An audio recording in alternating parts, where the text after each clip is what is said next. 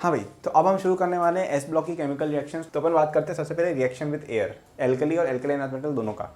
तो एयर के अंदर क्या क्या होता है, 71% होती है आपके नाइट्रोजन और 78% नाइट्रोजन होती है, 21% ऑक्सीजन होती है। ठीक है, जो भी रेशियो है वो देख लेना, एग्जैक्ट तो नहीं है ये। तो अपन रिएक्शन देखते हैं नाइट्रोजन और ऑक्सीजन से क्या होगा। तो ऑक्सीजन से जब रिएक्ट करता है लिथियम तो बनाता है वो Li2O, लिथियम ऑक्साइड। ठीक है, सिंपल सी बात है, Li प्लस है और O2 माइनस है तो ये Li2O बनाएगा। ठीक है, बैलेंसिंग तुम देख लेना, यहाँ पे बैलेंस करके नहीं लिखूंगा कोई भी चीज़, तुम खुद कर सकते हो। ठीक है, प्रैक्टिस भी होगी। और ये जब ऑक्सीजन के साथ सोडियम रिएक्ट करता है तो ये बनता है आपका सोडियम परऑक्साइड। ठीक है, ये वाली आयन बन जाती है, सोडियम परऑक्साइड कहते हैं इसको। ठीक है, परऑक्साइड। अब अगर अपन कुछ और लेते हैं ना, पोटेशियम, रुबिडियम या सीजियम, इसको अगर अपन ऑक्सीजन के साथ रिएक्ट कराते हैं तो ये बनाता है आपका सुपर ऑक्साइड। वो क्या होता है, KO2। ठीक है, KO2 RbO2 जो भी है, CSO2 जो भी लगा दें, तो एग्जाम्पल, इसको कहते हैं सुपर ऑक्साइड। ठीक है, ऑक्साइड और पर ऑक्साइड जो होते हैं ये होते हैं आपके कलरलेस और ये होते हैं डायमैग्नेटिक। ठीक है, ये जो होता है सुपर ऑक्साइड ये कलर्ड होते हैं, तीनों कलर्ड होते हैं। ठीक है, और क्योंकि ये पैरामैग्नेटिक और ये पैरामैग्नेटिक स्पीशीज़ भी होती है। ठीक है, O2 माइनस पैरामैग्नेटिक स्पीशीज़ होती है, याद रखेंगे। तो ये हुई इतनी इन्फॉर्मेशन। अब यहाँ पे अपन एक और चीज़ ऑब्जर्व करेंगे कि ये क्यों होता है, इसको आप पोलराइजेशन से एक्सप्लेन कर सकते हो। ठीक है, मतलब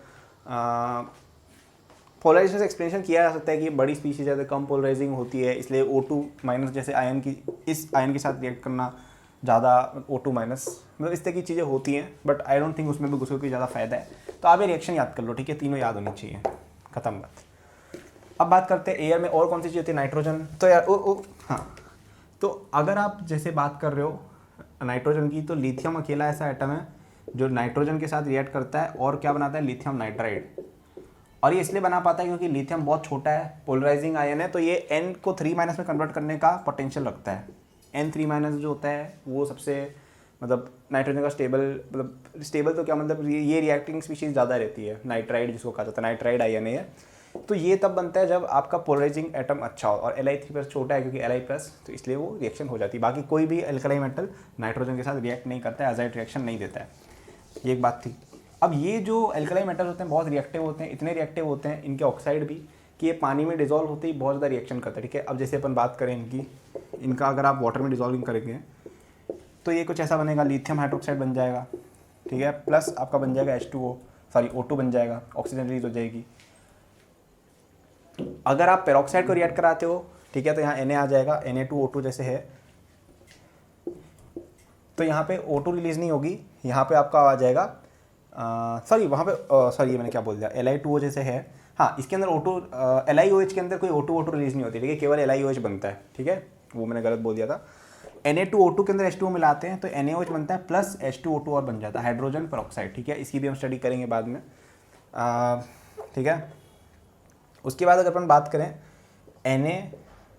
KO2 की जैसे बात करें, जो सुपर ऑक्साइड उनको पानी में डिजोल्व करते हैं तो ये तो बनता ही बनता है, ये H2O2 बनता है, साथ में ऑक्सीजन भी रिलीज हो जाती है। ठीक है, वापस देखेंगे, अगर सिंपल ऑक्साइड है वाटर से रिएक्ट करने पर केवल बनाएगा आपका बेस। ठीक है, अगर अपन सुपर ऑक्साइड लेते हैं तो वो बेस प्लस हाइड्रोजन परऑक्साइड, अगर सुपर ऑक्साइड लेते हैं तो base plus hydrogen peroxide plus oxygen बनाते हैं। ठीक है, ये याद रखना है।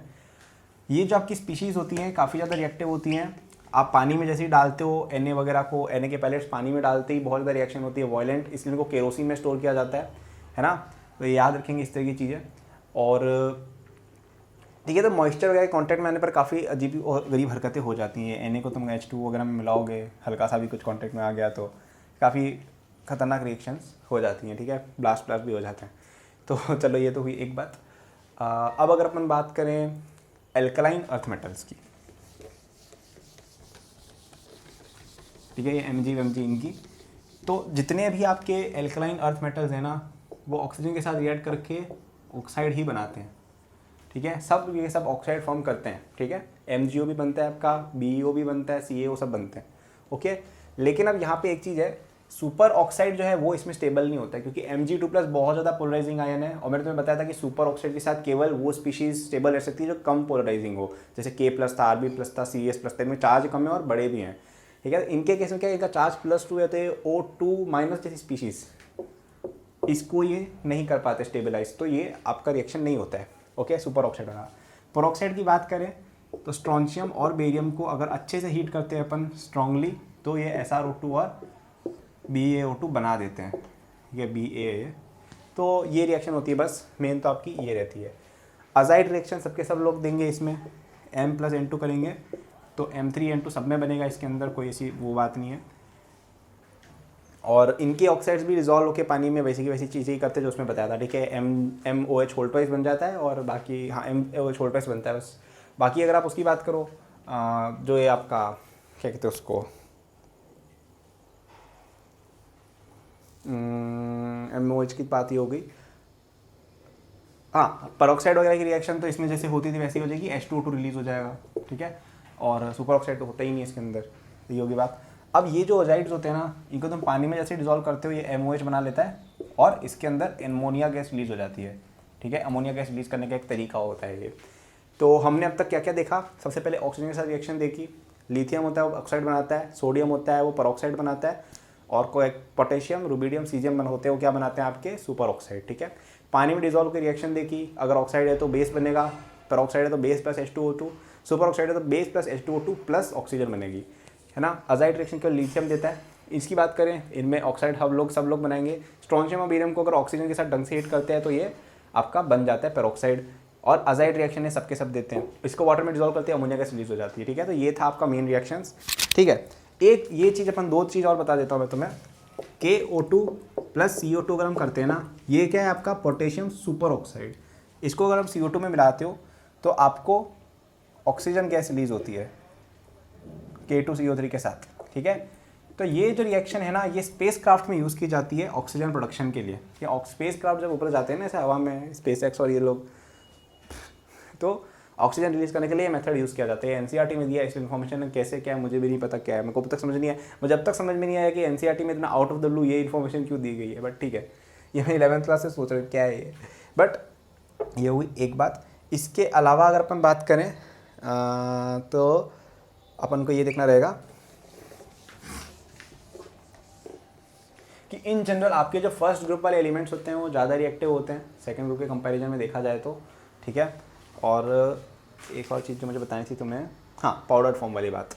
तो आपका जो Mg है, ठीक है, या बेरिलियम है, ये क्या है कि एक ऑक्सीडाइजिंग फिल्म बना लेते हैं। जैसे आपके Mg का पैलेट, जैसे एक Mg का रिबन का एक्सपेरिमेंट किया होगा आप जब छोटे थे तब क्लास में, किया होगा 9-10 में। इसको अपन जलाते हैं, याद हो तो फ्लेम पे, तो इसमें से एकदम बढ़िया बढ़िया वाइट कलर का वो निकलता है, बहुत अच्छी सी लाइट। लेकिन इसमें आपने याद नोट किया होगा तो टीचर्स पहले इसको घिसते हैं अच्छे से, ठीक है। घिसते क्यों हैं? क्योंकि इसके ऊपर क्या ऑक्साइड की परत चढ़ जाती है। Mg होता है ना, ये ऑक्सीजन के साथ रिएक्ट करके MgO की लेयर बना देता है। तो इससे क्या है कि रिएक्शन हो नहीं पाती, तो इसको रब ऑफ करते हैं, उसके बाद रिएक्शन करते हैं, तो फिर प्योर Mg एक्सपोज होता है। उसको अपन फिर हीट या ऑक्साइड या जो भी करना है वो करते हैं, ठीक है। तो अगर आप इसका पैलेट लेयर होना तो पूरी तरह से रिएक्ट नहीं करता, क्योंकि इसके ऊपर MgO और इनकी परत रहती है ऑक्साइड वगैरह की, बेरिलियम और मैग्नीशियम में। लेकिन अगर आप इसको पाउडर कर दो, पाउडर मतलब एकदम ब्रीज करके पाउडर बना दो, तो ये बहुत तगड़ा रिएक्शन देगा, ठीक है। यही इन्फॉर्मेशन बहुत थी, इतना NCERT के अंदर भी ऑलमोस्ट इतना ही दिया है, प्लस कुछ और नई चीज़ें मैंने बता दी। तो आप प्लीज़ इसका NCERT जाके पढ़िए, रिएक्शन विद एयर, काफ़ी सारी इन्फॉर्मेशन दे रखी है उसमें, जो है वो पक्का याद होना चाहिए। ये वीडियो देख के अगर तुम NCERT रीड करके एक बार रिकॉल करके वापस NCERT रीड कर लोगे ना, तुम इतना अच्छा याद हो जाएगा तुम जिंदगी भर नहीं भूलने वाले हो, ठीक है। तो ये हो गया आपका chemical reaction with oxygen with air. Thank you for watching this video till the and. I am sure that you enjoyed it. यदि आप अपनी पूरी जेई प्रिपरेशन मेरे साथ करना चाहते हैं तो आपको डिस्क्रिप्शन में मेरे जेई के फुल कोर्स का लिंक मिल जाएगा। इस कोर्स में आपको जो यूट्यूब पे मेरे लेक्चर्स और प्रॉब्लम सॉल्विंग के वीडियोस मिलते हैं उसके कंपेयर में बहुत ज़्यादा कंटेंट है, एंड आपको यहाँ पे practice sheet with solution, test series with solution भी मिलती है। It's a complete solution, you can rely on it. आप यदि किसी कोचिंग जाते हैं या अगर आप सेल्फ स्टडी करते हैं, in both cases it will be very useful, so do check it out. Okay, इसके अलावा मेरे जेई के फ्री नोट्स भी डिस्क्रिप्शन में लिंक्ड है, एंड डिस्क्रिप्शन में और भी मैंने बहुत सारे रिसोर्सेज फॉर स्टूडेंट्स डाले हुए हैं, जैसे the books that I recommend, my social media and my newsletter in case you want more content or if you want to approach me with any doubts or suggestion. Notes हैं NEET के students के लिए, college students के लिए, startup enthusiast के लिए भी, olympiad enthusiast के लिए भी कोर्सेज हैं, तो चेक जरूर कर लीजिएगा डिस्क्रिप्शन, आपको काफ़ी यूजफुल रिसोर्सेज वहाँ मिलेंगे। Thank for watching, like subscribe कर लीजिएगा for more such videos. Good luck.